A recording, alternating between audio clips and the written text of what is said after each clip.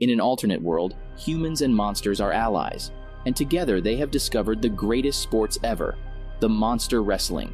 From the ancient arenas of old times to the cutting-edge stadiums of today, the rare beasts wrestle for the glory of their hometowns and cities. They all take part in a fight for the World Monster Wrestling Championship to earn the big belt. However, the greatest wrestling team of all time was Rayburn and Coach Jimbo from a town named Stoker. They earned the big belt 9 times and remained unbeatable. Unfortunately, while traveling for a match overseas, they were drowned in the deep water, and Stoker lost all hopes. After a few years, Stoker found another great warrior, Tentacular, and his coach Siggy. Being trained by Jimbo, Siggy has followed in his footsteps and brought fame back to Stoker. Today is the opening of Stoker's renovated stadium named after Jimbo. The final match of the wrestling tournament is going to take place here. All of the town residents are closing their shops and rushing towards the stadium to witness the history. Jimbo's daughter Winnie is a big fan of wrestling too. She rushes into the stadium and greets her mother who works there. It's been 9 years since Stoker lost its champ, but tonight may bring a new hero. Tentacular makes a grand entrance on the ring and gets ready to face his opponent.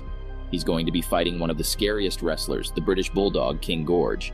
However, no one in the audience is cheering for him. All Stoker's public is dedicated to Tentacular. The match starts and the audience is stressed to death. Siggy has taught his monster all the tricks from Jimbo's secret book. Tentacular takes a good start, but Gorge makes him struggle. Winnie is watching the match carefully and notes down the body language of the opponent. She notices something useful and rushes to inform Siggy. She has figured out that Gorge always licks his nose before striking. Tentacular keeps that in mind and continues fighting. Now he knows when Gorge will attack and he can plan his strategy accordingly. Tentacular takes the lead and knocks Gorge to the ground. He has won the championship and gets the big belt. The whole crowd is cheering for him. It's time for the winning speech. Tentacular thanks Stoker for all the love that it gave him. People even named their shops after him and got tattooed for him. But Tentacular has made a big decision. He's going to move forward and fight for a bigger town, Slitherpool. Tentacular doesn't want to fight under the shadow of Rayburn. He wants to create his own history. However, his cruel decision takes everything from Stoker. People gathered to hear what the mayor had to say about this matter. Their main income source was the Jimbo Stadium. Without it, they will not be able to survive and get buried under loans. To solve this issue, the mayor has accepted the offer from Slitherpool's mayor.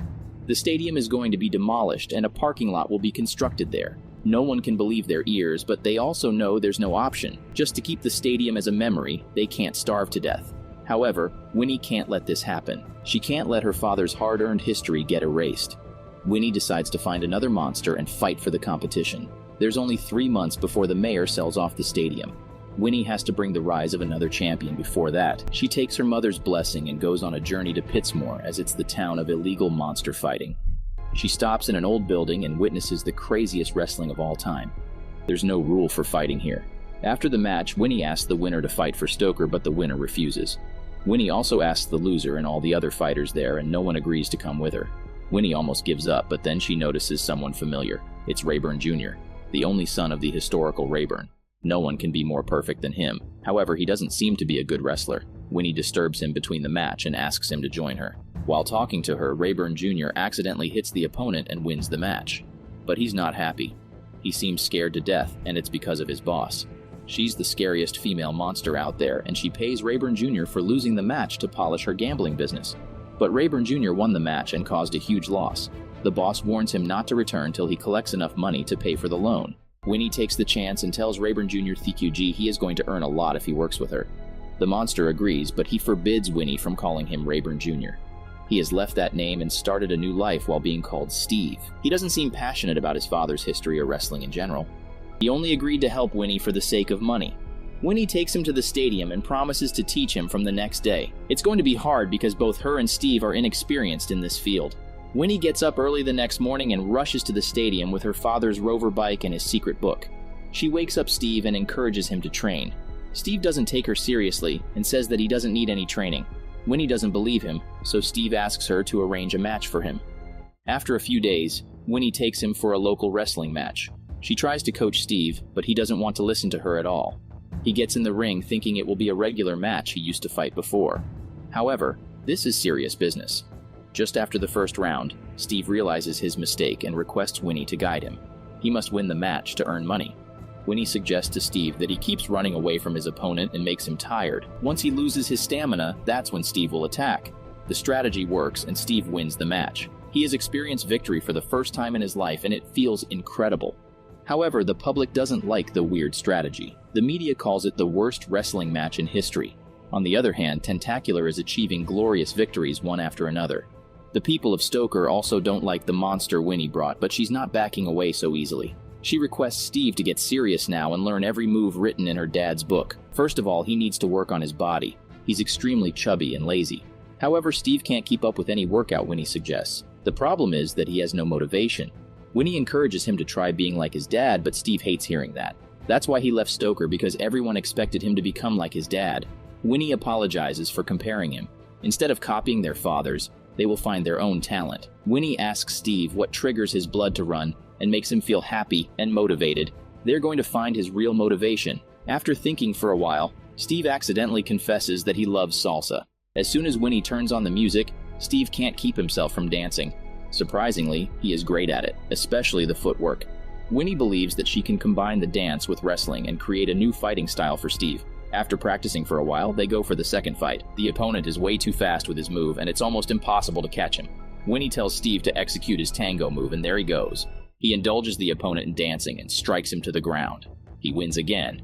The media likes it or not, but Steve is making his way to success. Winnie also starts learning dance so she can train Steve better. After a few days, they get a spot in an upcoming match. However, the opponent is way too big in size, and it's impossible to move him an inch. To win against him, Steve has to practice lifting huge monsters. Winnie calls a monster from Pittsmore and takes her help to train Steve. In the ring, Steve follows the strategy he learned and wins the match. The human media calls it an insult to the sports, but the monsters admire Steve's talent to combine dance with wrestling. The news reporter asks Winnie about her further goals, and she proudly confesses that she's looking forward to winning a match in Stoker Stadium. The heavens were listening to her prayers, and Gorge challenged her for a match in Stoker. Winnie is really excited and rushes to the stadium for preparation. But the stadium is getting cleared out for demolition. The mayor has rushed the sale and he's going to sign the contract this afternoon. Winnie rushes to Slitherpool to stop the mayor and begs him to give her some time. Tentacular is there too, and he humiliates Winnie in front of anyone and calls her a disgrace to her father. Winnie returns back crying and gives up on her dream. All the money she has earned so far, she gives it to Steve and requests him to leave. Steve goes back to Pittsmore and again joins the job of being a loser. Meanwhile, Winnie has shut herself in her room. Suddenly, she notices someone outside her window. It's Steve. He always ran away from his identity, but once he realized his worth, there's no going back. Even if he can't win the big belt, he does not want to live being a loser anymore. The next morning, Slitherpool's pool mayor announces the demolition of the Stoker Stadium. Winnie and Steve interrupt the ceremony and challenge Tentacular for a match in Jimbo Stadium. Steve also reveals that he's Rayburn Jr. They agree on 3 rounds, and if Steve survives all of them, the stadium will not be demolished. The whole world is looking forward to the historical match. Steve has full support from the people of Stoker. They construct a huge practice zone for Steve and train him for all the expected Tentacular's moves. Steve struggles at first, but he doesn't give. With each passing day, he gets better and feels prepared for the match. Everyone gathers at the stadium and pin their eyes on the ring. Steve feels really nervous, but luckily Winnie is there to cheer him up. She believes that they don't have to be like their dads. They just have to prove themselves. Their dads wrote their stories, and Winnie and Steve will write their own. With this motivation, Steve steps in the ring. In the first round, Steve gets away with his dance moves and doesn't let Tentacular lay a finger on him. But Tentacular came prepared. In the second round, he also starts dancing and knocks down Steve. However, Steve somehow stands up again and survives the second round. Now it's time for the final blow, but Steve is already worn out. Winnie can't sacrifice her friend for a mere building. She believes it's enough now and tells Steve to give up. Bug Steve doesn't want to. He's ready to fight for real and try hitting Tentacular. As the fight starts, Winnie reminds Steve of the sticky Tentacular. Steve understands the assignment and licks the tentacles so they can stick to the ring poles. Tentacular is stuck and Steve is ready to end the match by jumping on him. Tentacular distracts him by throwing a chair, and they both fall down brutally. The referee is waiting for one of them to give up. Steve feels like dying, but he uses his last breath to stand up. The referee counts down, and voila, Steve won the match. He won the big belt and brought fame back to Stoker. The news reporter asks how Steve feels, and he proudly replies that he feels like dancing. This time, the whole crowd danced along with him. You will never be able to find your true strength if you don't try to look for it. Everyone is talented, but not everyone can recognize their talent.